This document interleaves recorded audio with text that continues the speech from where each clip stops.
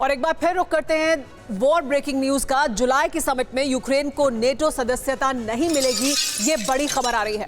Britain के रक्षा मंत्री Ben Wallace ने बड़ा बयान दिया है। बेन वॉलेस का कहना है कि अभी फौरन नहीं मिलने जा रही है यूक्रेन को सदस्यता नेटो की। यूक्रेन को जुलाई की बैठक का आश्वासन ना दिया जाए, यानी यूक्रेन को यह ना कहा जाए कि जुलाई में जो नेटो की बैठक होगी उसमें यूक्रेन को नेटो की सदस्यता मिल सकती है। ये बेन वॉलेस का कहना था, यानी अभी आगे आने वाले कुछ समय तक यूक्रेन को यह सदस्यता नहीं मिलने वाली है।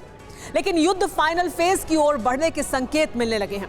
अब जंग यूक्रेन की जमीन पर नहीं बल्कि रूस और अमेरिका की जमीन पर शिफ्ट होने वाली है, यानी दो लॉर्ड ऑफ रिंग्स की टक्कर। एक तरफ सुपर पावर अमेरिका तो दूसरी तरफ हाइपरसोनिक पावर रूस। रशिया डे से पहले यूरोप में कुछ ऐसे घटनाक्रम हुए हैं जिनसे महाविनाश का डर हकीकत में बदलता दिख रहा है। नेटो ने संयुक्त बयान दिया है कि यूक्रेन को नेटो सदस्यता दी जाएगी। इसके जवाब में रूस ने ऐलान कर दिया है कि यूक्रेन का अस्तित्व खत्म करने का समय आ गया है। पुतिन ने एटमी विनाश की तैयारी मॉस्को से शुरू कर दी है।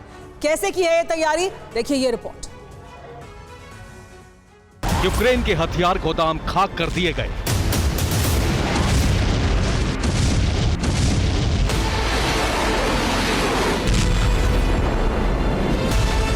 यूक्रेनी मोर्चों पर बारूद बरसाया गया।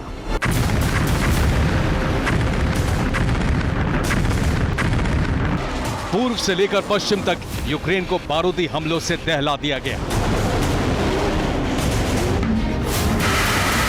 सिर्फ मई महीने में ही राजधानी कीव पर 500 से ज्यादा ड्रोन और मिसाइलें दागी गई।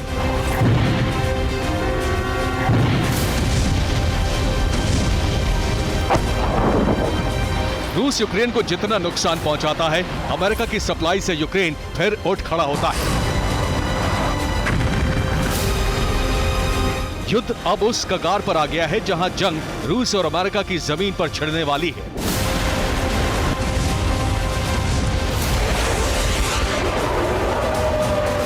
यूरोप में हुई राजनीतिक और सामरिक हलचल से इसके संकेत मिलने लगे हैं।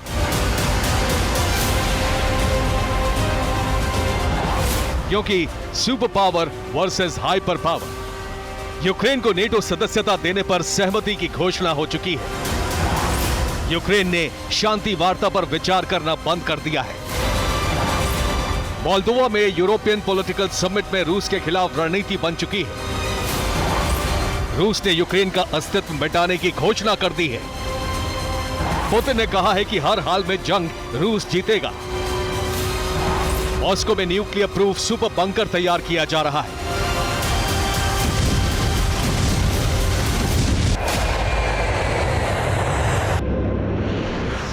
यानी दोनों ओर के लॉर्ड ऑफ रिंग्स ने सीधी जंग की तैयारी शुरू कर दी है। सीधी जंग छिड़ने का पहला संकेत मिला है मोल्दोवा से।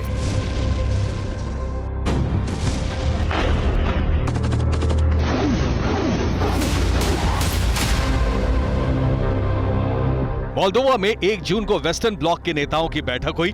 इस बैठक में नेटो देश और यूरोप के वो देश शामिल हुए जो अमेरिका की तरफ झुकाव रखते हैं। पॉलिटिकल समिट में ज़ेलेंस्की ने 1 जून को दोपहर 2 बजे ये कहा कि यूक्रेन की नेटो सदस्यता इस चक्कर में दूर होती चली जा रही। इसके बाद 1 जून की शाम 4:40 पर नेटो देशों ने संयुक्त बयान जारी किया कि संगठन के सभी देश यूक्रेन को नेटो सदस्यता देने के लिए तैयार हैं। कूटनीतिक और डिप्लोमेटिक मोर्चे पर जीतते ही यूक्रेन ने एक और बयान जारी किया जो सीधे रूस के लिए चुनौती है। यूक्रेन ने कहा कि हम शांति वार्ता पर विचार तक नहीं कर सकते। रूस के साथ शांति वार्ता तभी हो सकती है जब यूक्रेन की जमीन से रूसी सेना लौट जाए।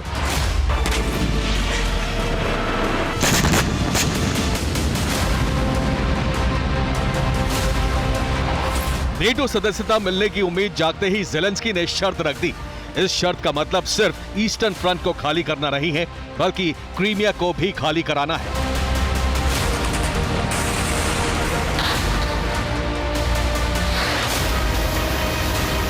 रूस अब धीरे धीरे कीव की ओर बढ़ रहा है।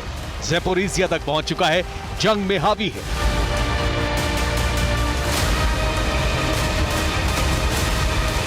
ऐसे हालात में रूस भी शांति वार्ता का शर्तों वाला विकल्प चुनने के लिए तैयार नहीं होगा। रूस की चिंता है मोल्दोवा में यूक्रेन को नेटो सदस्यता को मिलने वाली हरी झंडी। जैसे ही यूक्रेन को नेटो सदस्यता मिलने की खबर रूस को लगी, एटमी विनाश की टिक टिक फिर गूंजने लगी। रूस की राष्ट्रीय सुरक्षा परिषद के डिप्टी चेयरमैन ने यूक्रेन का अस्तित्व ही मिटाने की घोषणा कर दी।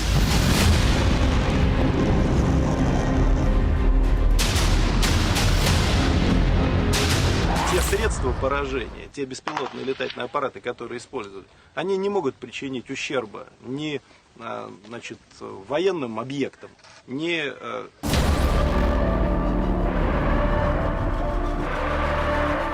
यूक्रेन के अस्तित्व को मिटाने का संदेश अमेरिका के लिए सीधी चेतावनी है। बाइडेन को इशारा दे दिया गया है कि रूस कीव में बैठे उसके इशारों पर चलने वालों को ठिकाने लगाने का प्लान बना चुका है।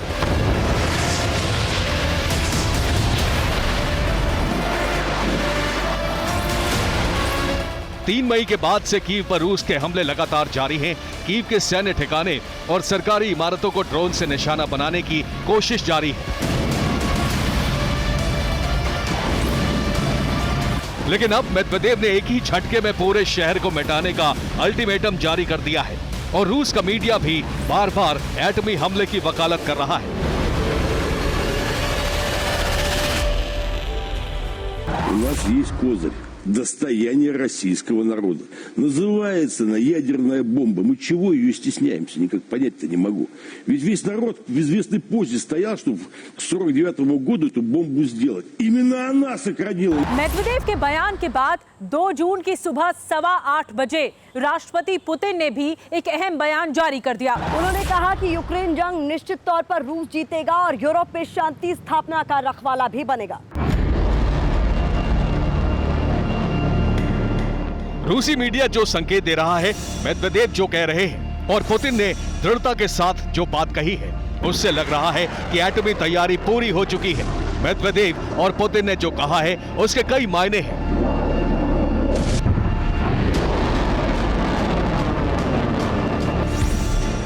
पहला ये कि कीव शहर पर टैक्टिकल न्यूक्लियर हमला हो सकता है। यह हमला ऐसा होगा जिससे कीव के पूरे पावर सेंटर यानी राष्ट्रपति और देश के बड़े नेताओं को खत्म किया जा सके। दूसरा ये कि कीव पर फुल स्केल न्यूक्लियर हमला किया जा सकता है जिससे एक झटके में पूरा कीव खत्म हो जाए। यूरोप में अमेरिका के सैन्य ठिकानों पर भी एटमी अटैक होने की आशंका है।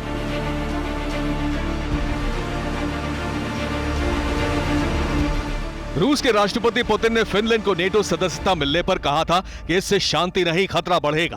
अब यूक्रेन को नेटो सदस्यता देने की सहमति बनते ही विनाश मचाने वाले और विनाश से बचने वाली तैयारी शुरू हो गई है। मॉस्को पर ड्रोन हमलों के बाद रूस ने अपने डिफेंसिव हथियार तैनात कर दिए हैं। लेकिन अब खबर है कि मॉस्को में एक विशाल न्यूक्लियर प्रूफ बंकर बनाया जा रहा है। मॉस्को के सेंट्रल क्लिनिकल हॉस्पिटल में यह बंकर बनाया जा रहा है। इसको रूस के बड़े नेताओं, कारोबारियों के लिए बनाया जा रहा है, जिसमें 800 से ज्यादा लोग रह सकते हैं। न्यूक्लियर हमले का असर इस बंकर पर नहीं होगा। न्यूक्लियर विस्फोट से होने वाला रेडिएशन भी बंकर में नहीं पहुंच सकता है।